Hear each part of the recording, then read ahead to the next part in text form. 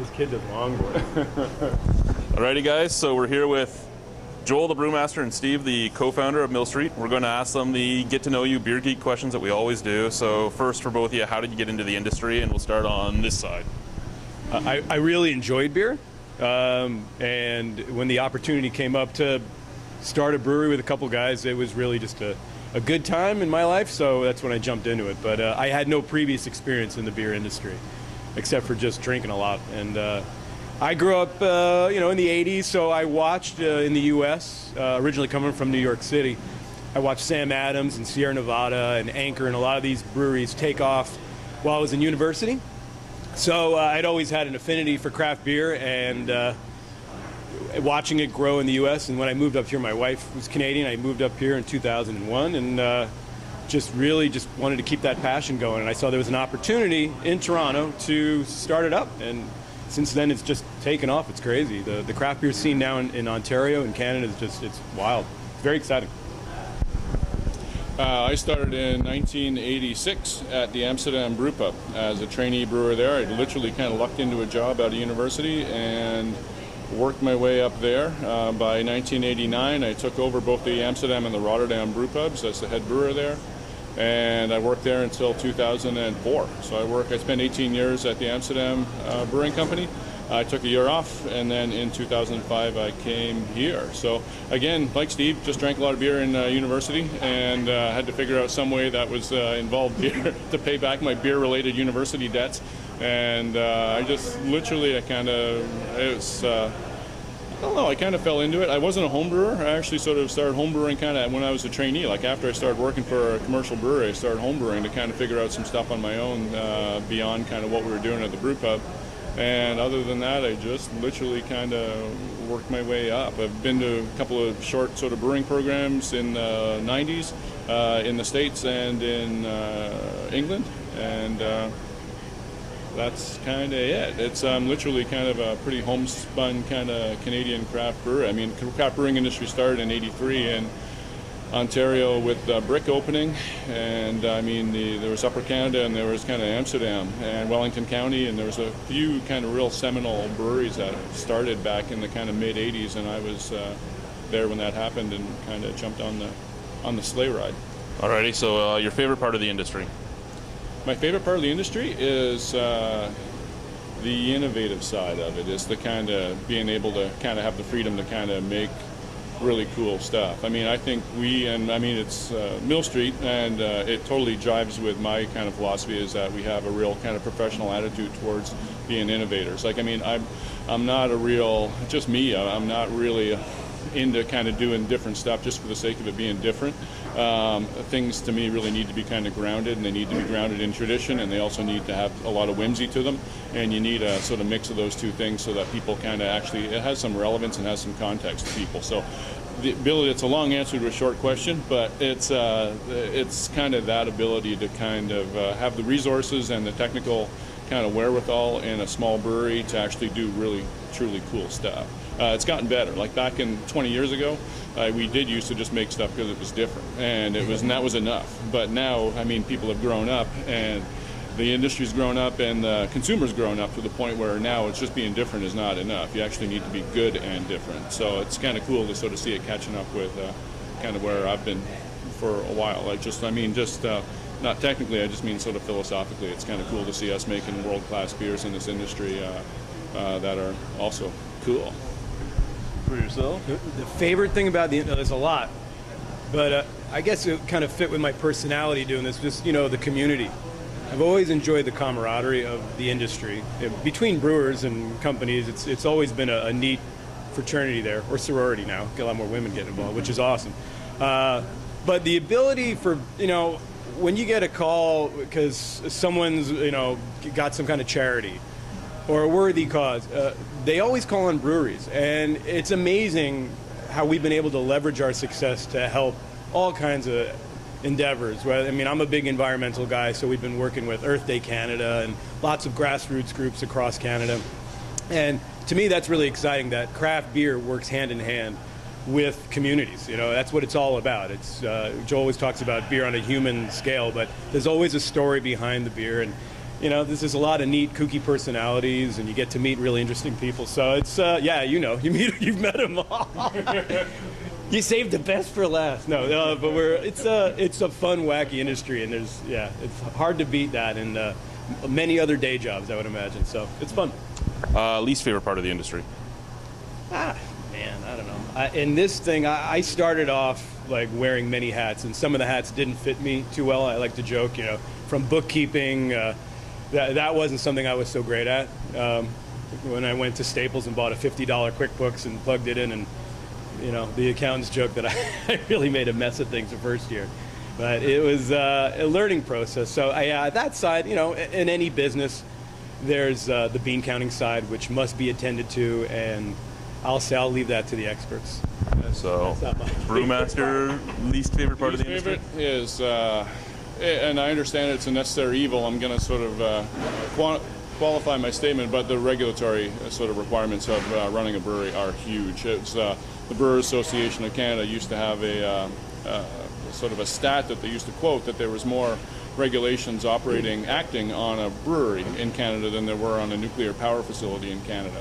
I just mean because it's food, because it's highly taxed, and it needs to be sort of fit into every sort of occupational, manufacturing, health and safety kind of rule and regulation. It's just can be very dangerous places. They're really big mechanical systems. They're sort of, again, very highly taxed, both provincially and federally, and there's a lot of attention paid to them. There's just a lot of administrative, again, it's almost sort of, I'm sort of on the technical side, but I mean, it's the administrative side of actually running a brewery. There's a lot of complexity to it that a lot of people don't really appreciate until they get into it. Just sort of think if you're a home brewer and you kind of go, wow, it'd be great to run a brewery, you sort of realize that you spend a lot of your time kind of dealing with stuff that is really not very romantic. It's not particular. It's business driven, and it's also regulation driven. So that's my least favorite part. But the rest of it's cool enough to more than offset that. Favorite style of beer? Favorite style of beer? My favorite style of beer personally is Bamberger Rauch beer. It is German smoked beer. And Joel turned me on to the Rauch beer when we went over there. That was the Schwengerle. That's in my top for sure. I'm still a big Pilsner fan, so European Pilsners are still my favorite go-to. Least favorite? Least favorite style of beer? Boy, got me. I didn't even think about that. Go to Joel first. I don't know. What's your least really poorly made sour beer. A lot of North American made sour beer. Sour beer, I really, really think needs to be it comes from northern France and comes from Belgium, and I think there's a lot of microflora there that sort of has been in a lot of those breweries for a long time, and they can do it right. There's a real kind of method to it, and there's just the microflora load and sort of demographic there that actually makes those beers beautiful. Trying to emulate that, I think, often does some disrespect to the original style. Just that some things should just be left alone and are hard to copy, and that I think is one of them. I've never even tried to do it because I don't know enough to do it, and I actually have so much respect for them that I would not want to denigrate any of them by kind of making a bad, horrible, cheesy North American copy of them. So really poorly made sour beer is about the only beer I've ever had in my life that I've not been able to drink. I can pretty much drink anything, in the name of professional development, of course, but some of those bad boys, woo-wee, like, no way, not even on like sort of my most desperate day ever where I need a beer more than anything. It was just like, actually, I can't drink this. So anyways, that's probably my least favorite. So other than that, maybe like big North American kind of light beer. The adjunct lager stuff. And even then, just like, I mean, instead of a glass of mineral water, they're probably like sort of on par, maybe slightly better, because at least they're kind of beer flavored. But as beers themselves, they're as a beverage, they're better than, say, water, but they're not really that much sort of. I mean, it's not at all the style of beer that we make. It's not at all the style of beer that we kind of embrace or kind of want to develop. It's kind of the devolution of beer. We're all about kind of putting flavor into beer and celebrating the flavor of beer. So ones that kind of intentionally kind of engineer out flavor just make me angry. Yeah, now that I'm thinking about it, anything that really makes me go like spew out beer, it tends to be really unbalanced beer. I find that something, my palate just rejects it. It's something I just, if there isn't that balance, and I'm spoiled here because Joel makes really balanced beer. That's something he does exceedingly well. So when you sample some styles of beer that just, I don't know, tons of whatever, hops and just, it's a little overkill on one side, I find that unpalatable. So it can sort of range on the style, but I look for a balance in whatever type of beer I'm drinking. Alrighty. So this one makes people think usually when it comes up. All right. Well, we got editing, right? So Yeah. Okay. it's 5 minutes later. I don't know. 3 beers. Three beers for the rest of your life. One from here. Yeah. One from another craft brewery, and then the hardest part of it, one from a big guy. I don't think that's hard. For most people, it has been for some reason. What's a big guy? Well, Define big Going guy. to be like a European big guy? Yeah. Or a North American big Let's guy? go North American because I know where it's going to go if we go European. do you have yours? No, I don't. I mean, it's not fair because it depends what time of year it is. I love our Oktoberfest beer. That's something I look forward to every year. Could I drink it year round? Probably, if someone added it, but that's the beauty of it. It's seasonal, So I would probably be a. We got to answer the question. But I'm stalling. If I had to drink one, our Pilsner, Mill Street Pilsner, forever. Like I'm doomed to like one of those weird Doctor Who boxes, and I'm floating around. Yeah, I mean you've got Pilsner. All right, and I'm all right. All right, but the next two, so craft brewery in Canada, or North America. Well, I'll let it be North American as well. Yeah. All right. Probably Sierra Nevada.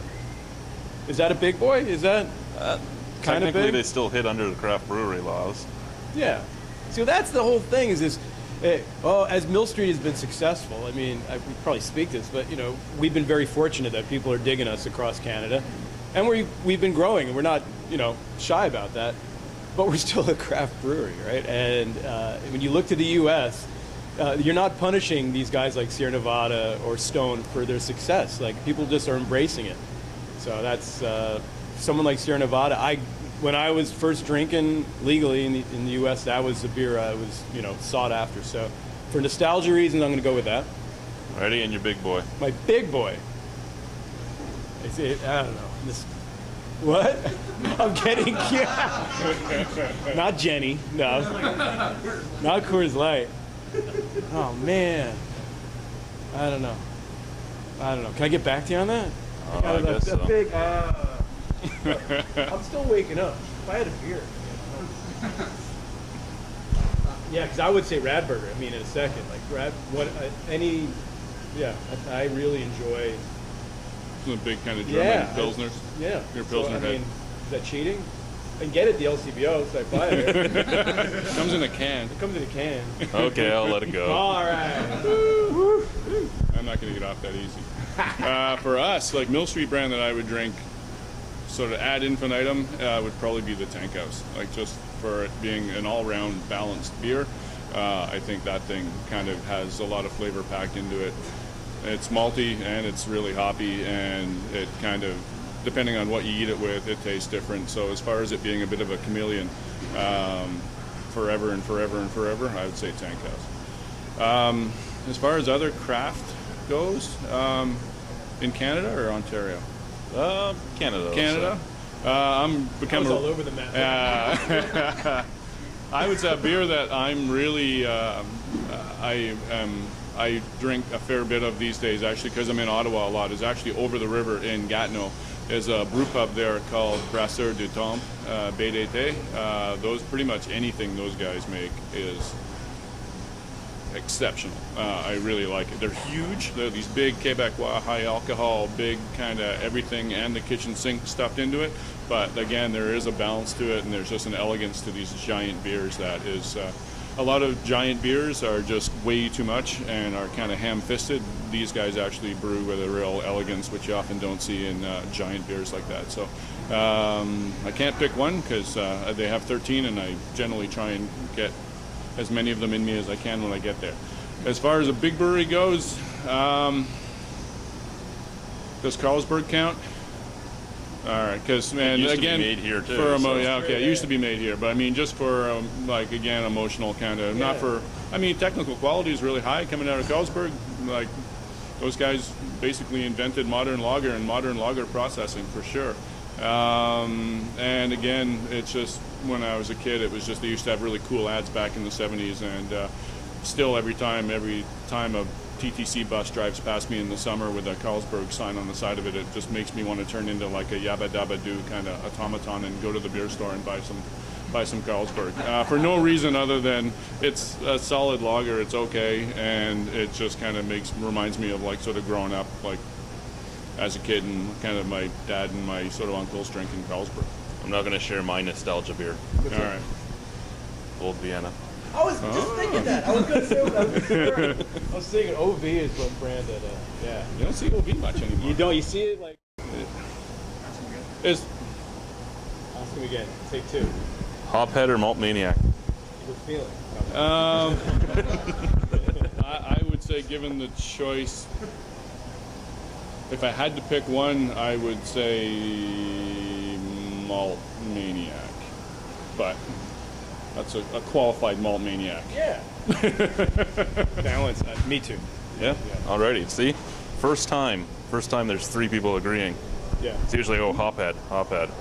I used to be. I think my palate's changed over the years. I used to be way more of a hophead. I've gone through phases where it's just hop. I can't get enough of it, and they just kind of burn out, and I need to just drink like milk for a week, and I get my palate sorted back out again, and then kind of start drinking kind of balanced beers. But I mean, they need to be grounded. Like the palate of every single beer has to be grounded. I mean, you can lay hops on top of it, and you can put a lot of bitterness in to kind of help balance out the sweetness from the malt. But I mean, there has to be a foundation of malt there. Alrighty, and what's the weirdest ingredient you've ever used to brew with? I'm compiling a list, and I want to make a beer out of all of it. That's The weirdest ingredient? You done one here that's weird, or? We've done pretty weird stuff here. We never used a chicken. We've never used a chicken. Yeah, it's an old British one where they do like a roast chicken. We never did that for the record. I don't know, the weirdest single ingredient is a shoe. You never told me about that. Which one's the shoe in? That's why you've only got one shoe on. Leathery. A little leathery. The weirdest ingredient I think I've ever brewed with is probably cocoa nibs, actually ground up literally cocoa beans from Soma, a chocolatier over the lane here. We make a chocolate imperial stout with, and it's got a bunch of chocolate-based ingredients. And chocolate nibs, or if you've ever eaten chocolate nibs, they are one of the strangest things on the planet. So, I'm a big fan of Phillips, the chocolate porter. I had that recently. I might have that on a desert island too. I don't know. It'd be kind of, I don't know. It'd be too hot to have it. Are we on a desert island, or are we just trapped in it? Am I still trapped in the high Arctic? Or am I in outer space? I don't know. You gotta, yeah. I ask all these questions. But I gotta, yeah. That would go way better. Anyway, hope that answers your question. Or is there more? More questions? No. Oh, okay. What's your weirdest ingredient? Yeah. Ask my wife. I don't know.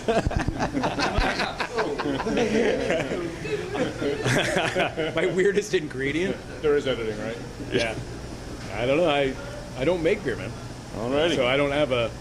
I've watched things go into tanks, and I've questioned them, and I just turn a blind eye, and I should that go in there? And they go, just go do something. I'm like, okay, all right. I don't know. I mean, you hear stories over the year of funny stuff like going into tanks, but not at Mill Street.